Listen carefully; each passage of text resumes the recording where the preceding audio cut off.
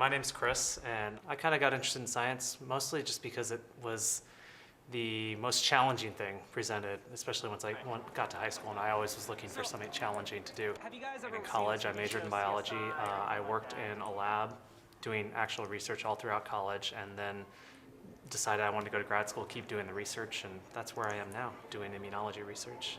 My name is Ching. I'm from San Diego. My mother was once a doctor. She studied oncology, and then because it was very depressing to not be able to help patients, she transferred into a graduate program and started to try to do science and cure cancer. So that's sort of how I got into science.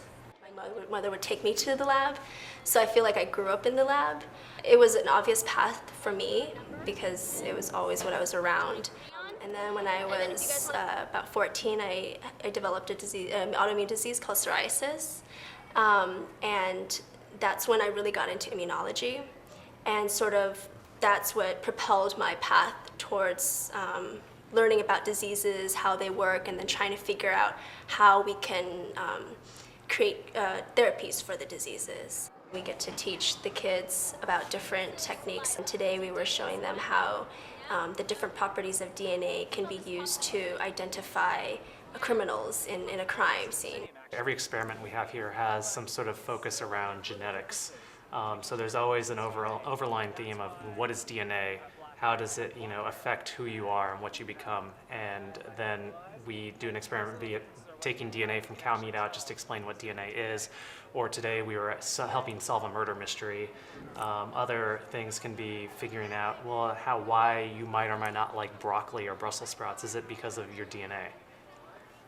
If you were in high school and looking, how would you actually start going about the path to become a scientist? There's a lot of ways you can go about doing it. When I was in high school, I actually started out by volunteering in an aquarium, a museum, just like the Tech Museum.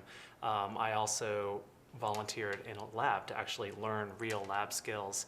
And that really helps set you up for then going on to college. But you can also start by, after high school, getting an associate's degree at a community college that could help you do something in criminology, just like the CSI murder mystery solving we were doing today here at the Tech Museum. Volunteering is a great way to just get your foot in the door and to see if you're really interested in pursuing that pathway. I know people who graduated high school, got a job, then realized that, it was very mundane or boring, and then they went back to go to school, and then now they're, much older than us, but they're still pursuing their career in science. So it's really just a searching pathway, and you don't know unless you try.